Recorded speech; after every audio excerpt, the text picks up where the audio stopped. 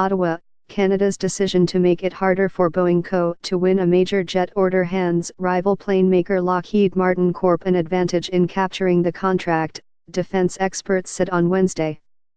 That would mark a reversal in Lockheed's fortunes after Liberal leader Justin Trudeau campaigned in 2015 on a promise not to buy the firm's F-35 stealth fighter. Trudeau's government on Tuesday scrapped plans to buy 18 Boeing Super Hornets and made clear the company would not win a contract for 88 jets unless it dropped a trade challenge against Canadian planemaker Bombardier Inc.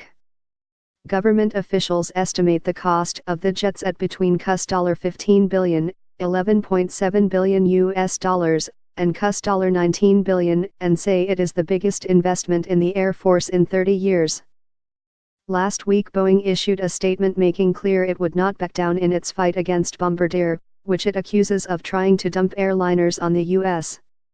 market. The firm may not even launch a bid for the 88 jets, the first of which are due to be delivered in 2025. That leaves the F-35, a new aircraft, up against two European rivals which first flew in the 1990s, the Eurofighter Typhoon and Dassault Aviation SAS Rafale.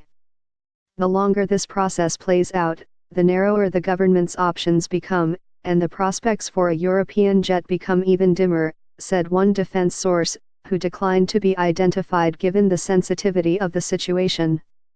A second defense source said Boeing now had little chance of winning the 88 plane contract and noted Canada's Air Force had long sought an American jet so it could operate easily with the U.S.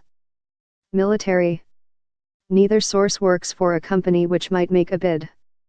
Lockheed Martin said in a statement it was confident the F-35 was superior to older competitors. Boeing spokesman Scott Day described the Super Hornet as the low-risk, low-cost approach which could serve Canada's needs well into the future.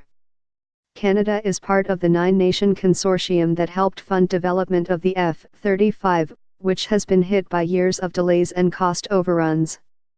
Trudeau initially opposed the F-35 on the grounds that it was too costly, but Ottawa has since softened its line. Officials insist the competition will be open and say no company will be excluded. Yet in a clear swipe at Boeing, federal ministers on Tuesday said any bidder deemed to have harmed Canada's economy would be at a distinct disadvantage. Can Canada get away with this? The answer is probably.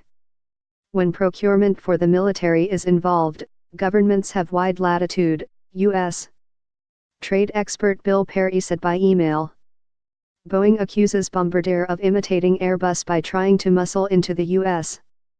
market. People familiar with Boeing say the strategic importance of defending its core passenger jet business outweighs the fighter dispute. Jerry Dias, president of the Unified Union, said in a phone interview he did not think Boeing would react by cutting jobs.